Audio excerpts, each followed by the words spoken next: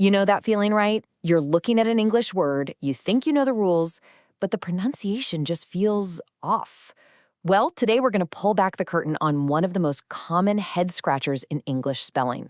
And trust me, by the end of this, you're going to have a kind of secret decodering for hundreds of words. Look, English spelling can seem completely chaotic, but a lot of the time there's a hidden logic just waiting to be found. So let's start our hunt for that logic with a simple little vowel puzzle. All right, take a look at these two words, fatal and cabin. At first glance, they look like they follow the same basic pattern, right? You've got a vowel, a single consonant, and then another vowel.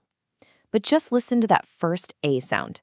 In fatal, you get that long A sound, but in cabin, it's a short sound. So what is going on here? It's the same letter, the A, it's the exact same vowel-consonant-vowel pattern. So why on earth do they make completely different sounds? This is the mystery we're about to solve. Okay, before we crack this thing wide open, we're going to do a super quick refresh on two basic syllable types. You probably learned these a long time ago, but they are the essential building blocks we're going to need. First up is the closed syllable. This is by far the most common syllable in English. Just think of it like the vowel is being trapped or closed in by consonants on either side. And when that happens, the vowel usually gives its short sound. A super simple example, the word hop. See how that O is closed in by the P? That's why it makes the short aw sound, hop. Easy enough, right? And next, we've got the rule that a lot of us learned as the magic E or the bossy E. The official name is the silent E syllable. You know the drill.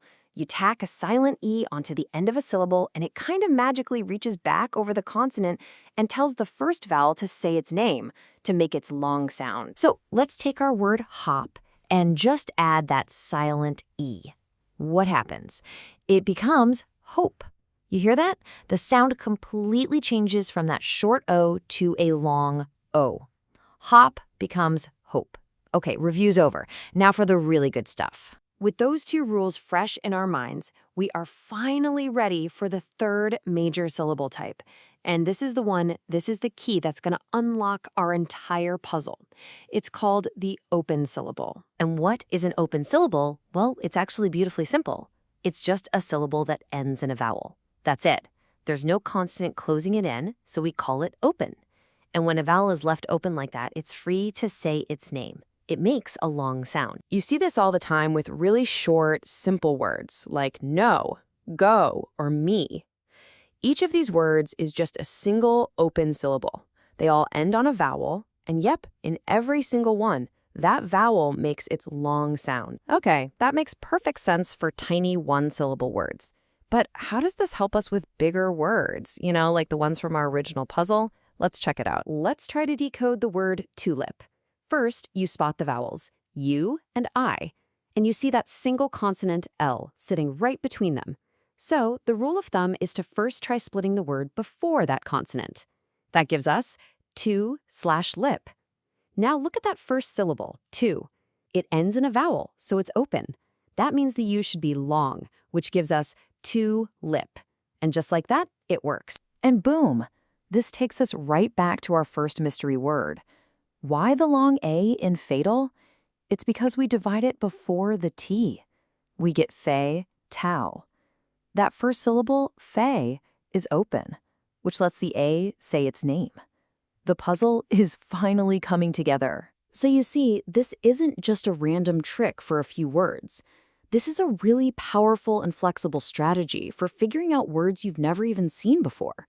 Let's put it all together into a tool you can actually use. Here it is.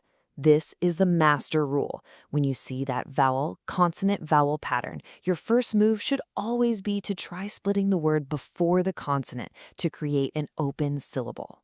But what if that doesn't sound right? Well, that's where part 2 of the strategy comes in. Which brings us to the other half of our puzzle, the word cabin. Let's use our new 2-part strategy. Step 1 is always the same.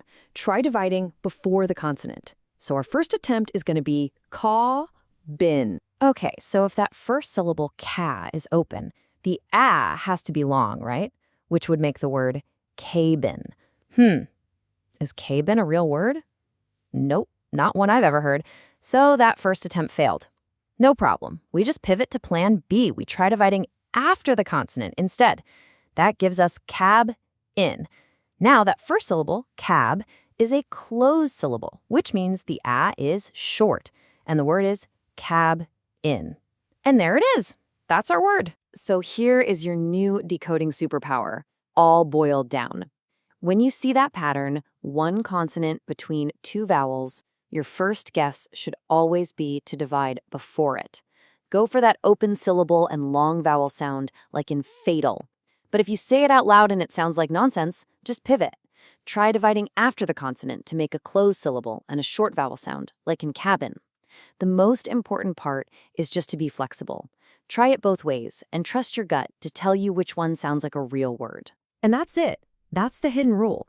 It isn't about memorizing endless lists of words. It's about having a flexible strategy. So now that you have this key, I've got a question for you. How many words are you going to see completely differently today? How many of these open syllables are you going to start spotting out there in the wild?